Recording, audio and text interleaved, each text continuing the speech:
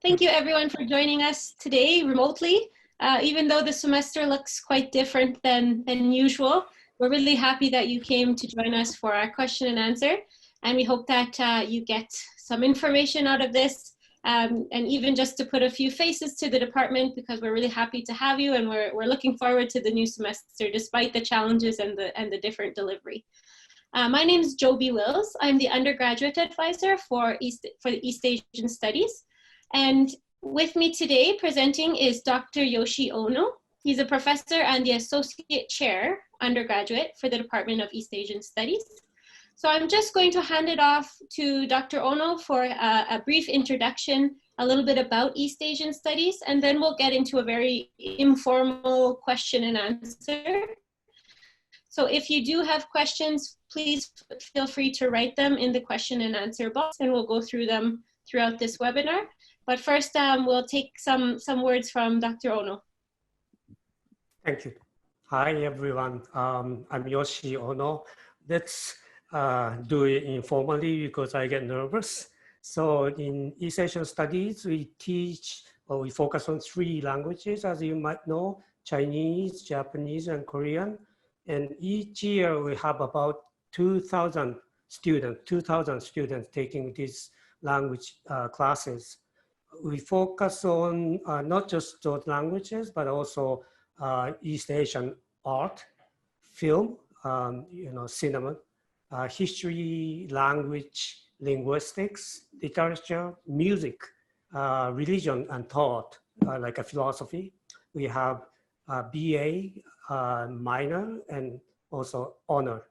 And right now we have about 100 students majoring in East Asian Studies, and we are pretty active. So we have an undergraduate association called KGK. It stands for Kampai Gombe or something, basically toast in each language, drinking, toasting, KGK. We have conversation clubs for the 3 languages, which meet pretty regularly, even during the summer. I think meetings are happening online. We have annual K-pop contest, which is very, very popular. And we have also a speech contest for each of the 3 languages. We have a very active study abroad program for Chinese and Japanese. So for Chinese, you go to Harbin, and for Japanese, you go to Kyoto. And Kyoto, so for a month plus, you get to live in Kyoto. And also for the case of Chinese, you go to Harbin. And I hear that the cost for the Harbin program is really, really good. It's much cheaper than staying here, for instance. We also have a graduate program. So if you happen to be interested in studying these languages and subjects after your degree, you could go on. And right now we have about 15 graduate students. We have, I think, 13 professors, and they are from all over the world. Some are from Canada, US, New Zealand, China, Korea, and Japan, right? I have to say I'm the oldest professor. A bunch of my colleagues are much younger, and several female professors and professors from, as I said, Asia and New Zealand. Compared to other programs in Canada, I think we're about number 3 or 4. So Toronto and the UBC are the best ones, but then we are pretty good. We are about 3rd or 4th. We compete with McGill. So we're pretty good. And that's about it. Joby, you want to take over? Sure, yeah, thanks, Yoshi. Yeah, so I see we have several attendees, but we have no questions yet. So feel free now would be a great time to start and typing any questions that you might have. In the meantime, I can just ask Yoshi one question that we get often from students, and especially first-year students. So what if a student doesn't have any second language skills prior? Would they be able to take Chinese? No problem Japanese, at all. Yeah. So our very first class, China 101, Japan 101, and Korea 101. There are 4 beginners. So you're supposed to come with no prior knowledge of these languages. So they're for new people. So no problem. And our language courses are meant to be progressive. So they have sections, beginner sections. There's 2 sections, and then there'd be intermediate sections and an advanced section. So That's right. When you join the first one, you won't be overwhelmed by going to the next level by the way our courses are set up and designed. Yeah, so it's 101, 102 for the first year, 201, 202, 301, 302, and 401 and 402. And most of these languages, you have additional language courses like classical Japanese, Chinese, and also like reading Chinese and Japanese. So a bunch of classes to take. Mm-hmm. And another question we get often is from students who have either are from Chinese background or they're living in China now, and they want to know what courses they should take if they're interested in languages. So they shouldn't, if they speak Mandarin, they shouldn't join the beginner level, correct? I see. Yeah, so if you have some knowledge of Chinese, Japanese, Korean, at the beginning, you can take a placement test, right? And because you say knowledge, but you can be like fully fluent, or maybe you lived in Japan for half a year, so you picked up some language, but that doesn't mean that you're a fluent speaker. So you can take or you need to take a placement test, and then we place you in a right class. You have a question? Okay, that's there, good to know. Yeah. So especially for first-year students, to know that if you're unsure of what level you would be placed in, you can contact us and take the placement test, and then we would be able to help you from there. Yeah. So we do have one question. A student asked, what opportunities may become available if a student has either a major or a minor in East Asian studies? That's a very good question. Yeah, good question. 3 areas you can get into: government, okay, and I'm going to send you a list soon, but government, and then business and education. Those are the 3 main areas, and the bunch of things you can do with a degree. And I just had a list, and I had to find it. There is a link. Let me see. Yeah, you can take a look at this. We didn't make this up. This is like a list we compiled based on what people did. I put a link in the chat box, so you can take a look at all the details there. Okay. Yeah, I know one student particularly who had a minor, I believe, in East Asian studies, and now he works with immigration and newcomers to Canada. So he's able to use his language fluency and also just his cross-cultural cross-cultural knowledge and competency.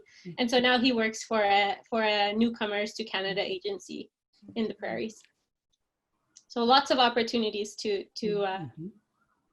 share with your languages and your cross-cultural competency. Great question. Another question we have is, if we take a language course all the way through to 402, what kind of fluency level would we expect to graduate with? Another great question. Yeah, great and difficult question, I have to say. With 4.2, if you did well, it's pretty good. It's actually very good. Now, ideally, you want to spend some time in one of these places where you can, use the language actively, right? So if you could go to Korea or China, I'm Japanese and I tend to say Japanese. I apologize, but yeah, I think you'll be very good. But in fact, I also know students who were fluent before when, he went to Japan. He had a 4 year of Japanese, and at the end of 4 years, he was very good. And he did go to Japan, and I happened to be in Japan at that time. So I met him almost at the airport, and he was already very fluent. So this means that you can become fluent by just taking these classes, but it kind of depends on how much you spend time on the language, right? Talking to your friends from these places, right? But yeah, you can get very good at the language. Yeah, it's a great question. Yeah. And I think some people are quite shocked to find out that a student can learn a second language in an English-speaking country or in Edmonton, where maybe you don't have as many opportunities to speak Japanese. But one great thing about Edmonton and the University of Alberta is the associations and the student groups and even community organizations that you can join here, that you can practice your language skills as well. You can have interaction, reading, writing, culture, movies. So not just in our language courses, which are high caliber, high quality, taught by top-notch professors, but the Edmonton offers a lot of opportunity as well. Yeah, just to add, these language classes, we have a bunch of native speakers or semi-native speakers, or like people who have taken classes with us. They're helping out as volunteer TAs, and also these conversation clubs, native speakers come and help out, and so you practice the language there, and you can become friends with them, right? So there are a bunch of opportunities. You just go out and exploit the situation and to get good at these languages. Yeah, great question. Thanks, Yoshi. The next question is also, you have very good questions, folks. Everyone is getting very good questions. The next question says, with COVID and social distancing in place, do you have any tips or issues or problems we might see with learning a language online? That's probably the toughest question, right? Because we haven't really done it, right? I mean, at the end of last semester in March, we started having this problem, right? And then I remember I had only like 1 or 2 weeks of teaching using this new setup, right? And so this fall is gonna be our first experience. We've been actually preparing very hard for our, especially for our language courses, because language courses you have to have interaction, right? So we've been trying very hard, and yeah, I think actually I have to say you guys will be a good judge, right? Now let me say a few things about our language teachers. So our Japanese language teaching group, like unit, they just got the best teaching unit award from the faculty. So it's the best one in the faculty, right? And also our Chinese language coordinator, he just got the best teacher award. I think that belongs to the university, not just the faculty, the university, right? And now we are planning to nominate our Korean group for one of these awards. And our language teachers, don't count me, I don't count as one of them, but our language teachers are really, really excellent, right? So I would say that, yeah, you're gonna have a good time. If I were starting out, I would study with these people. So that's just an advertisement.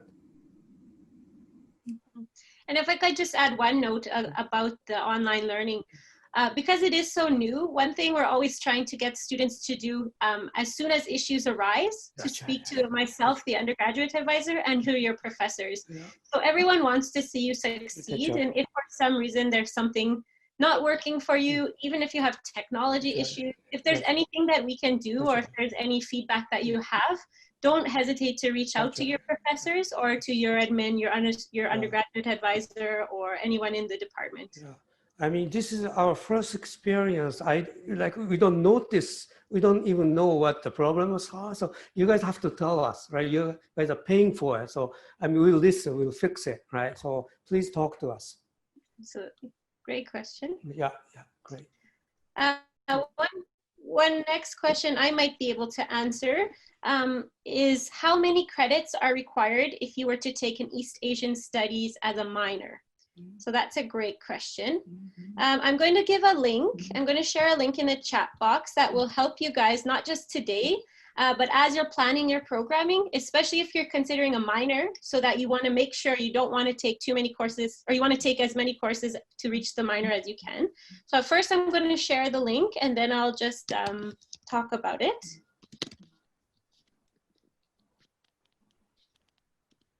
So it should be in the chat. So to take a minor, you'll scroll down all the way to the end of near the bottom of the page. And to take a minor, you need a minimum of 15 credits to a maximum of 42 credits at the senior level. So this is something that might be new to first-year students. The senior level is noted 200 or all the way to 499. So the 100 level are all the introduction courses and what you need to kind of progress into the senior level courses. So those ones don't count towards your minor. So you will need, I'll repeat, a minimum of 15 credits to a maximum of 42 at the senior level. And they can be in, the prefix can be E-Asia, China, Japan, or Korea. As well, to do a major or a minor in East Asian Studies, you must take E-Asia 101. So if you're considering a minor or a major, one of the smart things to do is in your first year or in your first year or second year to take that E-Asia 101 to make sure that you have the base to catch your minor and major credits. So, okay. So we have a couple more questions. Keep them coming. We're happy to answer them. We have another 20 minutes or so. So we're more than happy to answer all your great questions. So Brittany has asked, after I get my degree, I plan to teach English in either South Korea, Japan, or China. I want to take many in East Asia department. The language courses, are there any English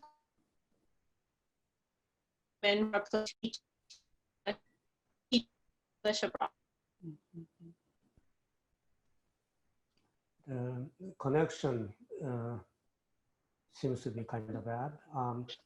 Joby, do you hear me okay? I'm not sure. She was saying she was having some connection issues before, so maybe just continue there. Okay. Yoshi. Okay. I will do back. that. Yeah. Okay, so yeah, for this one, yeah, you need to take language classes, as you say, but then the linguistics and language teaching courses, which I would recommend, and plus basic culture classes, right? And good news is we also we've sent our students to these countries as teachers in the past. So we have connections, and as you might know, some of these countries have teaching, how do you call it? They have programs where they, they bring in students, teach their language, like Korean and Japanese. And so we can write recommendation letters to those programs. And for that kind of setup, as I said at the beginning, you kind of have to go to, study at programs which, have connections with these programs in like Japan, Korea, and China. And we are good for that. Like I said, UBC and Toronto and us. I think in Canada and McGill maybe, those are the main ones. So yeah, take language courses and linguistics courses and basic culture classes. I'm not sure if I answered this question. No, that's okay. That's okay. Yeah. I'm back. Yeah, good. I thought it was my problem. I thought that I had. Yeah, I see. I've been having a little bit of issues with my internet connection, but I think we'll have to get used to this. Might be our new normal for the semester. That's right. That's right. So, Brittany, if I didn't answer your question, why don't you keep asking us? By the way, you can always email us. At the end, I will put our email address in so that you can email us. Right? I mean, I know that Joby gets back to you right away, so both of us are pretty good. Yeah. Yeah. Other question, which is a really good question that I also get quite often from students. So it'd be interesting to have your recommendation or your suggestion. So many students, especially in the first and second year, when they're trying to plan their year and their program, they wonder whether it's possible or recommended if they could take 2 languages within the same year or semester. You can do it. I know, students who've done 3 even, right? 2 languages, not that unusual. Yeah, but no, I wouldn't say bunch, but yeah, quite a few people. And then 3, yeah, I know of a few people who've done that, right? And yeah, it's going to be tough, and you have to juggle your time, and also these classes, they might conflict, right? They might have a time conflict, so you have to work on your schedule, but it's possible, yeah. And you can give it a try, and if it's too much, and then you can cut one language, right? So yeah, it's good. Yeah. Imagine having 3 languages, especially including, in the yeah, go ahead. To try them all. Sorry. So especially in the beginner languages, it doesn't hurt to try 1 or 2 languages to make sure that it's something you'd be interested in if you don't have previous language knowledge. That's right. Oh, by the way, let me just say one little thing. Maybe you know this already, but these 3 languages are completely unrelated. Okay. Some of us borrowed the writing system from Chinese, right? But that's about it. Language-wise, they're completely unrelated, right? So similarities between like German and English, they're much closer than Japanese and Chinese, right? So don't think that they're going to be easy. I mean, these are 3 completely unrelated languages. So, but I mean, as I said, people have done that, so you could do it. You could give it a try. Yeah, good point. Yeah, it's a good question.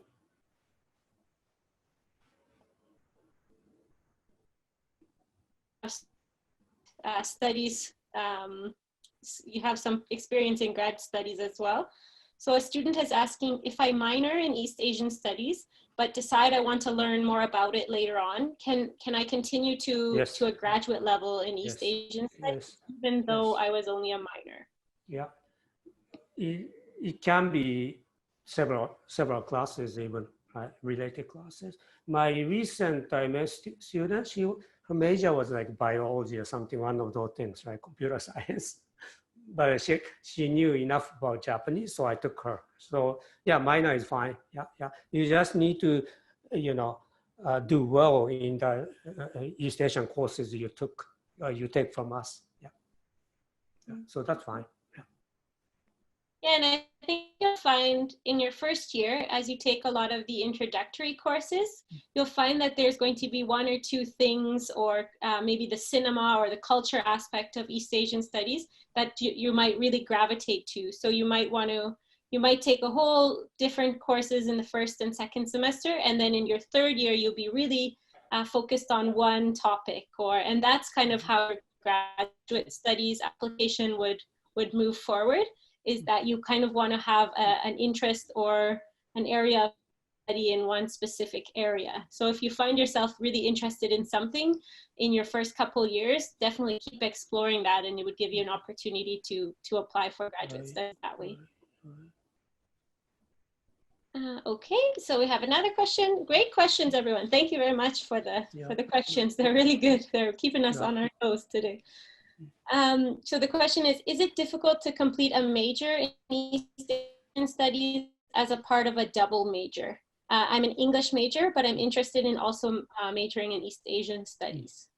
No, no, I know quite a few students who've done that, so it's possible. I'm sure it's not going to be as easy as just measuring in one subject. It's double, right? So it's tough, but you can do it. Yeah, it's not impossible at all. Yeah, yeah, it's good. Yeah, yeah, definitely. In general, if you have a double major, it will be a lot of work, no matter what departments those are that's right. crossed. That's right. That's Would right. be because you have to meet the requirements, so it will be a lot of senior level courses, taking a lot of credits. One That's right. thing I want to bring your attention to, that's a good question for double majoring, or even if you're considering it as a minor or a major, East Asian Studies does have a lot of cross-listed courses that have relevant East Asian Studies. For example, there are couple economics courses that could count toward a minor or a major because they focus solely on East Asian. The geographics is East Asian, or the study of the content of the course is about East Asian studies. So I'm going to put this in the chat, and that's something to think about, is that for a major or a double minor, you can also work smart in how you plan your degree. So if you find a course that can count for both of your majors, then that's a little bit easier than taking 3 different courses to try to meet all the requirements. So I'm just going to put it in the chat here. And it is on the page that I shared with you about the, it is on the page that I shared with you about the major and minor requirements. So there is a list, there's a list that will show you what are the related East Asian content courses in other departments. So just there. Yeah, so I encourage you, maybe first and foremost, I encourage you, everyone, to take a look at our website. That's where you're going to get the most information, especially regarding major and minor planning. If you need to take a course in the fall or winter when they're offered, all that information is on our main page for East Asian Studies.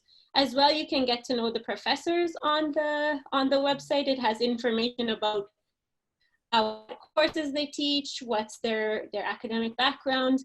All the study abroad information is on that page. So first and foremost, if you have questions after this webinar, feel free to browse and read on the website. And then secondly, you can contact myself or any of the department contacts as well. Cool, we have a couple more questions. That's great. And about 15 minutes, so we're on perfect time. That's right. That's right. So one question is the semester study abroad Monbusho program still available once COVID is less less of a problem, of course? Is the Japanese language and literature major requirement now East Asian Studies major? So yeah, I guess you are asking about what's called a mixed program, right? I assume that it's going to go on. We've sent a bunch of students to that program, right? So yeah, I don't think they're going to stop the program. And now this one, the next one, yeah. So one portion is of course language, but then the other courses you take are like, East Asian art or East Asian film, right? History, linguistics, music, right? Religion and philosophy. And so a bunch of classes. It can be, econ, right? So, so two areas basically, language and then these like what we call content courses, right? So that's what you need to do a BA with us. Yeah, and I believe that the titles of the major has changed recently. So instead of Japanese language and literature, it is a major in East Asian Studies, That's but then right. your focus would be on Japanese language. That's right. That's right. Yeah. So it's still very similar, just the major title has changed. So if you have a focus, you still can focus on a specific area within East Asian Studies. Great. A question from Brittany. towards your major or minor as well. For example, I'm taking Eastern religions this year, and I hope to take Zen, Chan, Buddhism next year. Can these possibly count towards my East Asian credits for my major? Yeah, each case we have to look at the syllabus and everything, but these I don't think pose any problem. I mean, they should get count toward East Asian credits. Yeah. Yeah, and I believe I'm just quickly checking on that list, approved list of related East Asian content courses, and I believe that would be a good.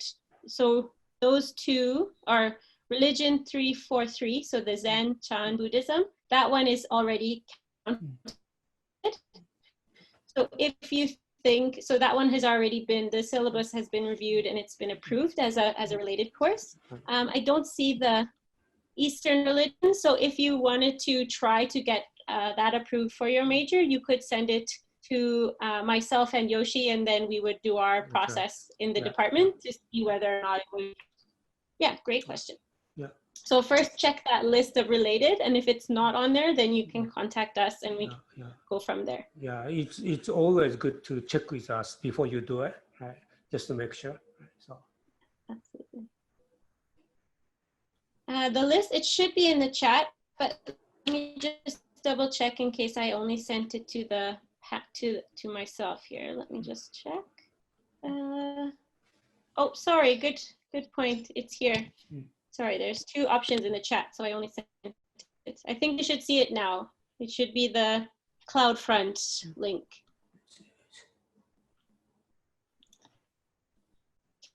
Let's check on our time. Great, we're just under 10 minutes. And we have a question from a student. If we go abroad to learn in East Asia, do we have to worry about fulfilling credit requirements for our major if it is not East Asian studies? It depends. So I think the best step the step to take is to let us know before you decide to take these classes. Right? We can look at the syllabus and see if it counts as your credit, right? Because yeah, I mean, you're talking bunch of universities and bunch of programs and bunch of courses, so it's not easy to say, come up with a one answer for this question. But yeah, check with us before you take the class. Yeah, and we also, so within East Asian Studies, we have our approved study abroad programs that we can credit towards, but the University of Alberta International also has study abroad options that can be outside of East Asian Studies. So I'm not sure if you're not in East Asia, but you want to take the study abroad programs, there's probably a way to do that. But if you are in East Asian Studies, but you're looking for a different opportunity, there's more than just from our department. So the University of Alberta International has other opportunities. By the way, this is not unusual. I do credit transfer all the time, so you know nothing unusual about it. So talk to us, right? So and then we can process it. Yeah, and one big from the administrative side is also to keep your syllabus. It's very important to keep your syllabus, so that's how and whether or not the class could be comparable to one of our courses. So keep your syllabus. If you have assignments, if you have your transcript, keep as much of those things as you can until we can assess your credit. Yeah, very really important. As I went abroad when I was an undergraduate student, and I didn't keep my syllabus, and it was very difficult to get my credit transfer. So in a personal hint, as well as just a work related, make sure you keep all your study abroad related documents handy. We have another question from Tiffany. What is the major difference between East Asian Studies through a general BA and East Asian Studies through business? That one, I don't think I have a quick answer, but I'm sure in in East Asian studies through business, I'm sure the focus is not like art, literature, right? Film, philosophy. Right? Those are the things we focus on in in general BA in East Asian studies, and in business, I'm sure the focus is business side. Right? But I can look into it further if you're interested. Why don't I go ahead and put in I'm not my... sure either about. Go ahead. Yeah. Yeah, I'm not sure about the business side of the Yeah. thing. Would have to probably address that question also to the business advisor, Yeah. the academic advisor, just so you can get a full picture of that question. But a good question. We just don't have all the answers to that one. I just put in my email address, and whenever you have a question, just shoot me an email, and then I can find answers for you. Yeah. I'll put mine as well. Thank you. So if after today you have more questions, you can always email us, and as well we can set up, if you're looking for more one-on-one or a meeting that we can have or anything. We have multiple ways that we can connect with students. So if you'd like to send us an email with a question, feel free. If you'd like to set up a meeting where we can go through many questions, or if you just would like to have one that you can talk it out, we can also set up a time to do a virtual meeting as well. So any kind of form that we're able to do, we're happy to help out any way we can. We're getting close to time, so that's great. We have just about 5 minutes left. If you have any last questions, please feel free to answer them now in the question and answer.